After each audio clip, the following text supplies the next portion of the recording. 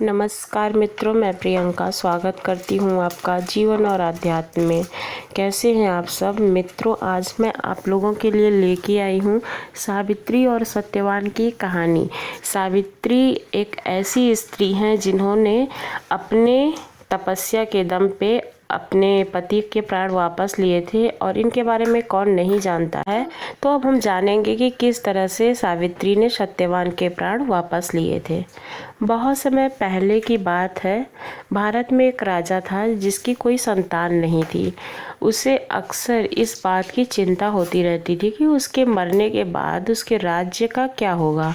उसने कई देवताओं की पूजा की और बच्चे के लिए कई सारे बलि संस्कार भी किए, लेकिन यह सब व्यर्थ हो गया। परंतु एक दिन देवी सावित्री उनके सपने में आई और कहा कि मैं तुम्हारी भक्ति से प्रसन्न हुई हूँ और तुम्हारे उपहार स्वरूप मैं एक बेटी तुम्हें दूंगी। फिर क्या था, जल्द ही राजा और रानी को आशीर्वाद के रूप में एक बेटी प्राप्त हुई।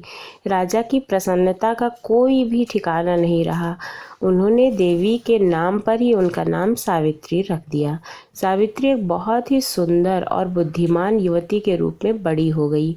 उनके माता पिता ने एक राजकुमार से उनका विवाह करने का निश्चय किया, लेकिन उनकी पुत्री के योग्य उपयुक्त वर खोजना थोड़ा कठिन था। इसलिए सावित्री से कहा कि तुम अपने लिए स्वयं ही वर खोजो, और जिसको तुम खोज के लाओगी मैं उसके साथ तुम्हारा विवाह करवा दूंगा। इसलिए सावित्री ने कहा, पिताजी मुझे पूरे राज्य में यात्रा करने दीजिए और अपने लिए पति खोजने दीजिए। फिर उसने एक साधारण युवती का वेश धारण कर महल में छोड़ दिया गया और नगर नगर यात्रा शुरू की। कई महीनों तक वो यात्रा करती रही और अंत में एक आश्रम में पहुंची। सावित्री ने वहाँ कुछ दिन बिताने का फैसला लिया। एक दिन वह अपना दैनिक कामकाज कर रही थी, तभी सावित्री ने एक नौजवान युवक को एक बूढ़े व्यक्ति की सेवा करते हुए देखा। सावित्री ने आश्रम के ज्येष्ठ ऋषि से उनके बारे में पूछा। तब उस वृद्ध ज्ञानी ऋषि ने कहा कि तुम जिस नौजवान को देख रही हो वह एक राजकुमार है। उसका नाम है सत्यवान। वह अंधे बूढ़े व्यक्ति उनके पिता हैं। वह अपना राज्य एक दूसरे राजा से हार गए हैं और अब इस आश्रम में रहने को मजबूर हैं। राजा ने उम्र के साथ अपनी दृष्टि भी खो दी है। राजकुमार अपने पिता की देखभाल कर रहे हैं। सावित्री ने सत्यवान से शादी करने का फैसला कर लिया। वह अपने महल वापस गई, उनके बारे में अपने माता पिता को बताया और राजा और रानी दोनों बहुत ही खुश हुए। वह विवाह का प्रस्ताव लेकर आश्रम गए। वह अंधे राजा सावित्री के पिता से मिलकर बहुत खुश हुए। सत्यवान ने भी खुशी से प्रस्ताव स्वीकार कर लिया, लेकिन जब उनकी कुंडली का मिलान किया गया तब ऋषियों ने चेतावनी दी कि सत्यवान की मृत्यु 1 वर्ष में ही हो जाएगी। इसके बावजूद सावित्री सत्यवान से ही विवाह करना चाहती थी। कुछ महीनों के बाद सत्यवान और सावित्री ने शादी कर ली। सावित्री ने राजकुमारी जैसा विलासितापूर्ण जीवन छोड़ दिया और सत्यवान के साथ आश्रम में रहने लगी। हालांकि वह बहुत ही खुश रहती थी, परंतु उसे वर्ष का अंत होने पर पति के जीवन का डर लगा रहता था। अपने उम्र के अधिक दिन जब सत्यवान जंगल से लकड़ी काटने के लिए गए तो वहां उन्हें चक्कर आने लगे और जमीन पर वो गिर गए। तब सावित्री ने उसे देखा तो वह उसकी तरफ भागी और उसका सिर अपनी गोद में लेकर बैठ गई। अचानक मृत्यु के देवता भगवान यम उनके पास आए। सत्यवान की आत्मा को उन्होंने अपने फंदे से पकड़ा और जाने लगे। सावित्री ने उनसे प्रार्थना की कि मैं आपसे विनती करती हूँ कि मेरे पति को छोड़ दीजिए। भगवान यम ने सावित्री को सांत्वना देने की कोशिश की। उन्होंने कहा, पुत्री, सत्यवान महान पुण्य वाला इंसान है और मेरे राज्य में खुशियाँ उसका इंतजार कर रही हैं। सावित्री ने कुछ नहीं कहा, बल्कि उठी उसके पीछे चलने लगी। यम ने कहा, तुम यमलोक तक मेरे पीछे नहीं आ सकती हो।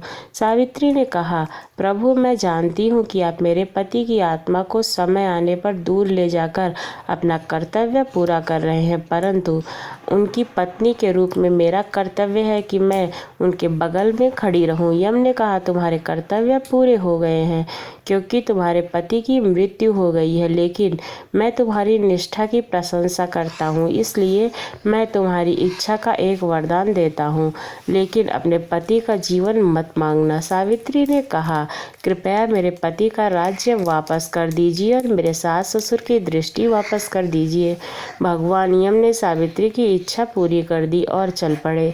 सावित्री ने उनका पीछा करना जारी रखा। यम ने कहा, सावित्री तुम वापस चली जाओ, तुम्हें मेरे पीछे नहीं आना चाहिए। सावित्री ने कहा, प्रभु मेरे पति को आपके राज्य में खुशी मिल जाएगी, लेकिन आप मुझसे मेरी खुशियाँ दूर ले जा रहे हैं। यम ने कहा, मैं तुम्हारी भक्ति की प्रशंसा करता हूँ और मैं तुम्हें एक और इच्छा का वरदान देता हूँ। सावित्री ने कहा, मैं अपने पति की इकलौती संतान हूँ। जब से मेरे विवाह हुआ है और उन्हें छोड़ा है, वह बहुत दुखी रहने लगे हैं। मैं आपसे प्रार्थना करती हूँ कि आप उन्हें कोई पुत्र दे दें। भगवान यम ने सावित्री की यह इच्छा भी पूरी कर दी। फिर उन्होंने खड़ी ढलान पर चढ़ना शुरू कर दिया। सावित्री उनके पीछे चल रही थी। इससे वह बहुत थक गई, परंतु वह फिर भी नहीं रुकी। यम ने कहा, मैं तुम्हें आगे आने के लिए मना करता हूँ। मैं तुम्हें आखिरी बार कह रहा हूँ कि तुम बहुत आगे तक आ गई हो। मैं तुम्हारे साहस और दृढ़ता की प्रशंसा करता हूँ। मैं तुम्हें अंतिम वरदान देता हूँ, अपने पति के जीवन के अलावा कुछ भी मांग लो। सावित्री ने कहा, प्रभु मुझे आशीर्वाद दीजिए कि मैं अपने पति के बहुत से बच्चों की माँ बनूं। उनकी इस इच्छा को सुनकर यम हैरान रह गए। सावित्री ने अपने पति का जीवन नहीं मांगा, परंतु उसको दिए वरदान के लिए सत्यवान की आत्मा को छोड़ने को मजबूर हो गए। तभी सावित्री ने देखा कि वह अपने पति का सिर अपने गोद में लिए जंगल में बैठी है। सत्यवान ने अपनी आंखें खोल लीं। सावित्री की आंखों में आंसू देखकर उसने पूछा कि क्या हुआ। सावित्री ने उसके सिर को सहलाया और मुस्कुरा दिया। इसके बाद वह बहुत लंबे समय तक खुशी के साथ रहे।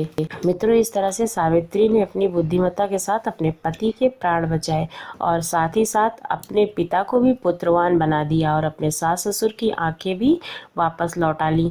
आपको ये कहानी कैसी लगी ज़रूर बताइएगा। अगर अच्छी लगी हो तो चैनल को सब्सक्राइब कीजिएगा। हम कुछ भी करके अगर किसी भी चीज़ के लिए दृढ़ निश्चय कर लेते हैं तो वो कार्य अवश्य ही पूरा करते हैं। धन्यवाद।